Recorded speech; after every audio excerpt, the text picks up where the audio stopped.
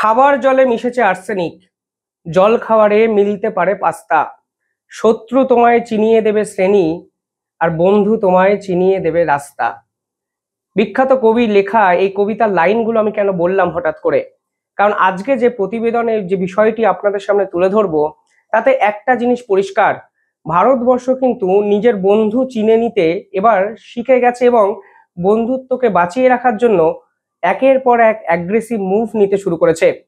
দেখুন, আন্তর্জাতিক স্তরে শেষ 3 মাসে এমন দুটো বড় ঘটনা ঘটে গেছে, যার পরে ভারতবর্ষকে অনেক বেশি অ্যাটাকিং অ্যাপ্রোচে যেতেই হতো, এবং এবার কিন্তু ভারত ঠিক সেটাই করছে।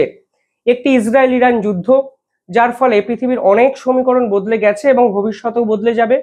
দ্বিতীয়ত, অপারেশন সিন্দুর পর্ব, যেই অপারেশন সিন্দুর নিয়ে ভারতবর্ষের উপসেনাপ্রধান সরাসরি বলেছে ভারত কিন্তু একজনের সঙ্গে লড়েনি, অর্থাৎ সেই যুদ্ধটি শুধুমাত্র পাকিস্তানের বিপক্ষে ছিল না, আমরা একসঙ্গে 3টে রাষ্ট্রের বিপক্ষে লড়েছি। এবার ওই 3টে রাষ্ট্রকে নিয়ে আরো 4টে সমীকরণ, এই 4টে সমীকরণকে কেন্দ্র করে আরো 15টা সমীকরণ, অর্থাৎ সব মিলিয়ে একটা অপারেশন সিন্দুর ভারতবর্ষের ডিপ্লোম্যাটিক স্ট্র্যাটেজি এবং পলিসি যে সম্পূর্ণভাবে বদলে দেবে, তা তো কাঙ্ক্ষিত ছিল। এবার ভারতবর্ষ তাদের পলিসি নিয়ে একের পর এক ডিল কিন্তু করতে শুরু করেছে। যেরকম একটি ডিলের আভাস কালকে আমাদের সামনে এলো, যেখানে ভারতবর্ষ ইসরায়েলের সঙ্গে ফের একটি ডিফেন্স মিলিটারি ডিল করছে, এবং যা ভারতবর্ষের প্রেক্ষাপটে ঐতিহাসিক। ইসরায়েল কিন্তু অপারেশন সিন্দুর পর্বে সরাসরি ভারতকে সমর্থন করেছে। তাদের টুইটার অ্যাকাউন্ট দেখুন, সরাসরি তারা বলেছে তারা হামাসের বিপক্ষে, আর হামাস পাকিস্তানকে কাজে লাগিয়ে ভারতকে অশান্ত করার চেষ্টাও কিন্তু করে যাচ্ছে। অর্থাৎ হামাসের বিপক্ষে থেকে তারা পাকিস্তানের বিরোধিতা করে তারা দিনের পর দিন ভারতবর্ষকে কিন্তু সাহায্য করেছে, ভারতবর্ষকে ডিপ্লোম্যাটিক ওয়েতে সাপোর্ট দিয়েছে, এবং এবার ডিফেন্স ওরিয়েন্টেড একাধিক চুক্তি করে তারা বুঝিয়ে দিয়েছে আসলে ভারতবর্ষের বন্ধুটা কে, বন্ধু রাষ্ট্র কারা। বললাম না, বন্ধু তোমায় চিনিয়ে দেবে রাস্তা। ভারতকে কিন্তু রাস্তা দেখাচ্ছে বন্ধু ইসরায়েলি। কালকে যে খবর সামনে এসেছে সেখানে দেখা যাচ্ছে ভারতবর্ষের সাথে ইসরায়েলের একটি অত্যন্ত দুরন্ত চুক্তি হয়েছে। মানে মিলিটারি স্ট্র্যাটেজি নিয়ে যারা পড়াশোনা করেন তারা বুঝবেন এই চুক্তির মাহাত্ম্যটা ঠিক কোথায়। সেখানে বলা হচ্ছে ভারত এবার ইসরায়েলের থেকে লং রেঞ্জ আর্টিলারি মিসাইলকে আনছে, যাকে বলা হয় লরা মিসাইল। এই মিসাইলের এমন কিছু গুরুত্ব আছে যা এই মুহূর্তে ভারতবর্ষকে পাকিস্তান কিংবা আরো কোনো শত্রু রাষ্ট্রের বিপক্ষে যুদ্ধে 100% অ্যাডভান্টেজ পজিশনে রাখতে পারে। কি এই মিসাইল? দেখুন, এটি হাই ভ্যালু ডিপ ইনসাইড একটি মিসাইল, অর্থাৎ এর যে স্ট্রাইক ক্যাপাবিলিটি তা এই মুহূর্তে ভারতের কাছে কোনো মিসাইলের নেই। ইতিমধ্যে ব্রহ্মস মিসাইল পাকিস্তানকে কাঁপিয়ে দিয়েছে, পাকিস্তানের 11টি এয়ারবেস চূর্ণ বিচূর্ণ করে দিয়েছে, 9টি জঙ্গি ঘাঁটি সম্পূর্ণভাবে শেষ করে দিয়েছে। শুধু তাই নয়, লাহোরের মিলিটারি বেস ক্যাম্প শেষ। চাইনিজ ডিফেন্স সিস্টেম কোনো অবস্থাতেই ব্রহ্মস মিসাইলকেই আটকাতে পারেনি। আর এবার ব্রহ্মসের থেকেও এক কাঁধে উপরে গিয়ে Bharatvarsha air to ground missile, যাকে বলা হয় প্রেসিশন স্ট্রাইক টলা একটি মিসাইল, যা ভারতবর্ষ এবার ইসরায়েলের থেকে কিন্তু নিয়ে আসছে, যাকে বলা হচ্ছে লং রেঞ্জ আর্টিলারি মিসাইল বা লরা মিসাইল। এর আগেও ভারত কিন্তু ইসরায়েলের থেকে র্যাম্পেজ মিসাইল নিয়ে এসেছিল। এই র্যাম্পেজ মিসাইলের দৈর্ঘ্য ছিল মানে রেঞ্জ ছিল 250 কিলোমিটার, অর্থাৎ 250 কিলোমিটার এর কিন্তু ক্যাপাসিটি ছিল, এতটাই যেতে পারতো। এবং অপারেশন সিন্দুরে কিন্তু আমরা ব্রহ্মোসের সঙ্গে র্যাম্পেজ মিসাইলেরও প্রয়োগ করেছি, এবং যে ছবি ভিডিওগুলো আপনারা দেখেছেন যে একের পর এক এয়ারবেস সম্পূর্ণ চূর্ণ বিচূর্ণ হয়ে গেছে, তার পিছনে কিন্তু ইসরায়েলের এই র্যাম্পেজ মিসাইলের অবদানও কিন্তু ছিল। এবার এই মিসাইলের কোয়ালিটিটা কি? দেখুন, এই মিসাইল আপনি যেখানে টার্গেট করবেন সেই টার্গেট পয়েন্টকে হিট করবে, এবং টার্গেট পয়েন্ট থেকে 10 মিটার জায়গা অবধি এর ক্যাপাসিটি, অর্থাৎ কোনোভাবে এই মিসাইল কিন্তু বাহ্যিক কোনো জায়গাকে আঘাত করবে না। এটাই মিসাইলের সব থেকে বড় একটা স্ট্রং পয়েন্ট। পাশাপাশি এই মিসাইলকে একবার ছেড়ে দেওয়ার পর এই মিসাইলের আর কোনো গাইডেন্স প্রয়োজন নেই, অর্থাৎ আপনি যদি এ পয়েন্টে টার্গেট করেন, আপনি এ পয়েন্ট লক করে এই মিসাইলকে ছেড়ে দিলেন, এ একদম এ পয়েন্টে গিয়ে স্ট্রাইক করবে।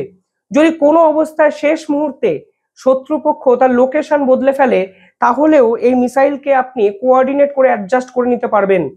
কিন্তু এই মিসাইল যখন যাবে সেই মিসাইলকে গাইড করার জন্য আলাদা কোনো টুলের প্রয়োজন নেই, যা নিঃসন্দেহে একটা বড় চমক। অর্থাৎ আপনি টার্গেট করলেন লস্কর-ই তৈয়বা জঙ্গি ঘাঁটি, আপনি লক করে দিলেন, এই মিসাইলকে ছাড়লেন, লড়া মিসাইল সেই লস্কর-ই তৈয়বার জঙ্গি ঘাঁটিটাকে সম্পূর্ণভাবে গুড়িয়ে চলে আসবে।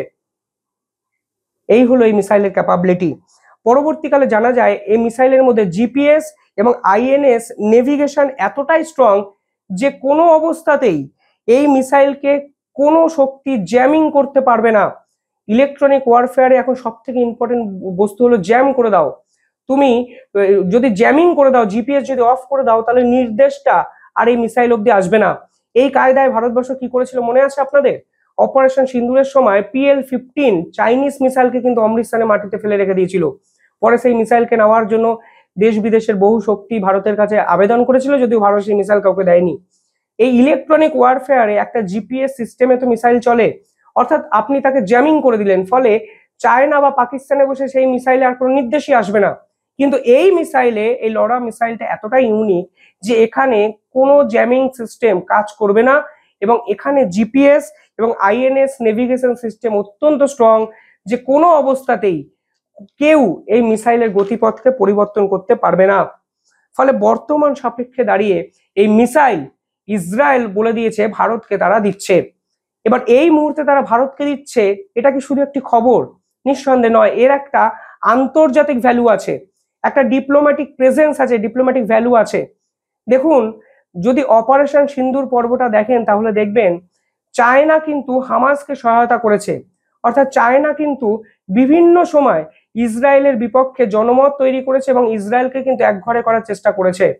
ফলে এই মিসাইল শুধুমাত্র তারা ভারতকে দিয়ে ভারতের সাহায্য করছে তা নয়, তারা কিন্তু সাউথ ইস্ট এশিয়াতেও তাদের প্রেজেন্সটাকে আরো স্ট্রং করছে, ভারতের সঙ্গে বন্ধুত্বকে গাঢ় করতে।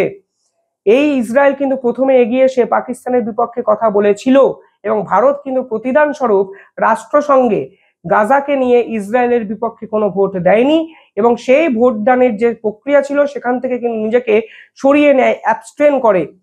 কিন্তু 6 মাস আগেও কিন্তু ভারতবর্ষ বলেছিল যুদ্ধটা থেমে যাক, ইসরায়েল গাজা এই প্যালেস্টাইন ওরিয়েন্টেড এই বিষয়ে থামা উচিত।